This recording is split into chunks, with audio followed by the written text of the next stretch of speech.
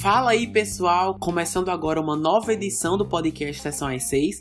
Para quem ainda não me conhece, meu nome é Lucas e essa semana eu trouxe um filme que acredito não ser muito conhecido. Foi lançado uns meses atrás pela Netflix. Minhas expectativas estavam bem baixas, mas me surpreendeu muito. Então espero que até o fim desse episódio vocês conheçam um pouco mais sobre o filme, que se chama Os Sete de Chicago, ou The Trial of the Chicago 7. Se você já conhece ou já assistiu, melhor ainda, aviso antes que não haverão spoilers, as informações serão com base no que é mostrado no trailer e na sinopse, que eu vou ler agora. Então vamos começar.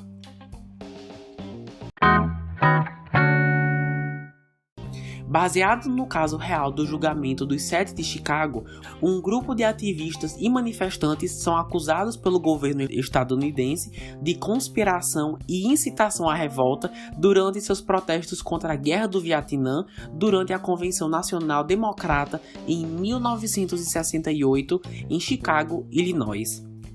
Foi escrito e dirigido por Aaron Sorkin e está disponível na Netflix. Bom, como vocês ouviram, o filme fala sobre diferentes pessoas com objetivos semelhantes que, ao protestarem perto da convenção em Chicago, se deparam com o mesmo destino 5 meses depois. E a primeira coisa que eu gostaria de trazer aqui na conversa é que até o filme acabar, você não sabe com certeza o que aconteceu, porque a história é muito bem contada. O diretor e roteirista, ao optar por contar a história de forma não linear, e sim alternando entre relatos de pessoas no júri e o momento exato em que elas aconteceram 5 meses atrás, faz com que o público não saiba de todos os fatos até o filme terminar, porque eles não mostram tudo de uma vez só, e isso, pra mim, pelo menos, gerou uma sequência de surpresas que só deixava a história mais apimentada, digamos assim, na medida que ela ia sendo contada. E a edição ajuda muito nessa alternância entre passado e presente. É um filme muito bem editado, principalmente para construir um suspense ou uma expectativa em relação a algum acontecimento ou revelação que está prestes a ser feita. Mas assim, nada disso poderia ser feito sem um bom roteiro. Aqui no caso é de um alto nível, tem toda aquela coisa que eu disse de saber quando revelar certas informações, mas assim, pra mim os diálogos eram os pontos altos. Não todos, claro, mas as questões e discussões que os personagens em julgamento se encontram envolvidos, seja sobre os conservadores em posição de poder e como isso reflete no resto da sociedade, a importância de se impor sobre aquilo que você acredita, a importância também do direito civil ao protesto, ao enorme peso da responsabilidade daqueles que estão sendo julgados e o que isso pode significar para o futuro. Tudo muito, muito interessante. E todas as falas envolvendo isso geram uma discussão muito cativante entre eles e quem assiste percebe, com certeza. Tem um comentário em especial que eu tenho que destacar aqui do histórico que os governos têm. Lá eles falam mais sobre o governo dos Estados Unidos, que é onde a história se passa. Mas eu trago isso para todos os governos, por que não? O histórico que esses governos têm de incentivar ou priorizar o controle e até resposta de passeatas e protestos usando a polícia ao invés de ouvir o que eles têm a dizer e o que os levaram a ir às ruas, o que mensagem, que mudança que eles querem que os levaram a protestar, sabe? Claro que nem todos os protestos são pacíficos, mas isso aí já é uma outra conversa. Enfim, trazer essa mensagem sobre o que os governos estão fazendo e o que eles deveriam fazer enriqueceu bastante a história, sem dúvidas. Outra coisa também, que eu nem sei se eu já comentei, acho que sim, é que o que é mostrado realmente aconteceu. Não sei até que ponto, o quão verídico é, mas ainda assim isso traz um certo peso. E mesmo que não fosse, são temas tão atuais que, apesar de ser um filme de época, ao mesmo tempo tem uma relevância nos dias atuais, porque são assuntos debatidos até hoje. E vez ou outra eles mostram cenas rápidas ou fotos da da manifestação real. E isso traz uma veracidade e eu realmente senti que estava aprendendo alguma coisa enquanto assistia. Eu achei um acréscimo, sabe? Foi muito legal isso, esse detalhe. Ok, então agora vamos seguir para a categoria personagens. São muitos e a grande maioria consegue marcar presença, se não todos. É um elenco muito competente que sabe bem aproveitar as falas que lhes são dadas. Então vamos começar pelo Sacha Baron Cohen, que interpreta Abby, que é um membro fundador do Partido Internacional da Juventude, também conhecido como os Hippies, e é um dos 8 acusados. Apesar do nome ter 7, são 8. Eu sei que esse ator ficou muito conhecido no filme Borat, que inclusive teve uma sequência recentemente, mas esse é o primeiro, ou um dos primeiros filmes que eu vejo dele, e ele é muito engraçado.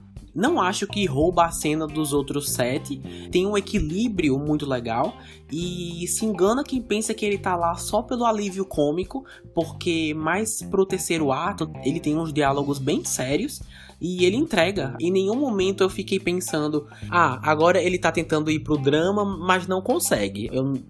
Nunca pensei isso. Ele transita muito bem entre esses gêneros e sem perder o bom humor. Eu realmente espero vê-lo mais vezes em projetos futuros.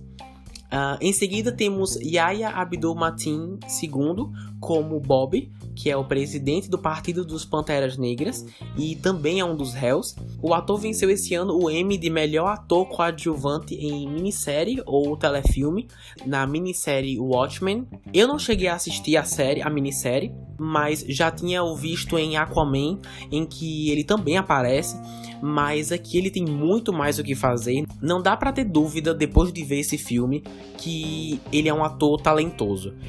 O Yahya tem a responsabilidade de entregar cenas muito fortes e emocionantes envolvendo o seu personagem, envolvendo racismo, e ele entrega, não só entrega, como ele traz o peso que a cena precisa. Eu só queria que o roteiro tivesse sido mais generoso com ele, porque apesar de ter sim cenas ótimas, gostaria de ter visto um desfecho mais adequado pro personagem. Ele praticamente some em um certo ponto e fica por isso mesmo. Queria ter visto ainda mais, sabe? Mas o que eu vi, achei muito bom mesmo. Ele tá de parabéns.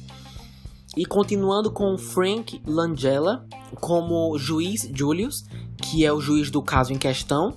E assim, ser capaz de interpretar uma pessoa tão seca e imparcial, mas ao mesmo tempo parcial para os seus próprios valores, não é para todo mundo.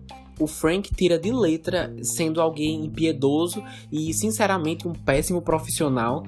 Assim, eu sempre penso que se tem um filme com algum vilão, digamos assim, e você odeia ele, ou honestamente não consegue tolerar, grande parte desse crédito vai para quem deu vida a essa pessoa.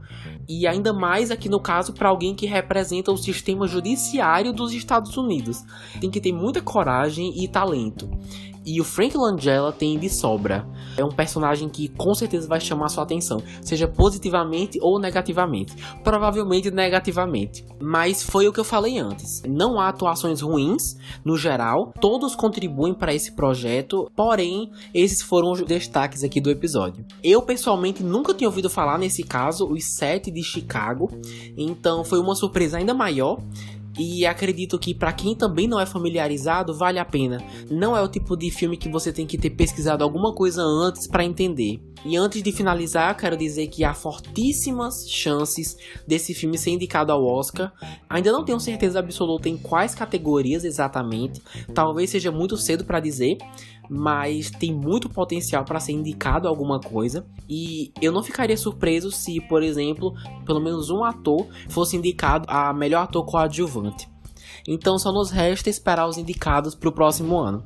Por fim, Os 7 de Chicago é um filme que com certeza vale a pena conferir, com comentários muito atuais que vão de racismo até o valor do posicionamento público, com excelentes atuações de um elenco muito bom. E apesar de se passar em 1968, diversas cenas ou detalhes de algumas cenas são tão próximos da nossa realidade que mantém uma relevância até hoje, uma relevância que até assusta. Mas assim, como eu disse, está disponível para quem tem a Netflix e sem nenhum custo adicional. Mas agora eu quero saber de vocês. Ficaram curiosos para assistir? Eu não sou muito fã de política, mas o interessante é que antes de qualquer coisa, antes de falar de qualquer coisa, o filme é sobre pessoas. E priorizar esse aspecto da história conseguiu me cativar sem problema nenhum. Mas pra quem já assistiu, vocês gostaram? Achou que valeu a pena ter visto? Concordam comigo? Não concordam? Manda lá no post que eu fiz do filme no @sessãoas6 lá no Instagram, onde eu sempre aviso quando novos episódios são lançados e fica mais fácil de interagir com vocês por lá. Mas é isso, me encontro com vocês na próxima semana com mais um episódio. Você escutou o Sessão às 6, meu nome é Lucas e até a próxima.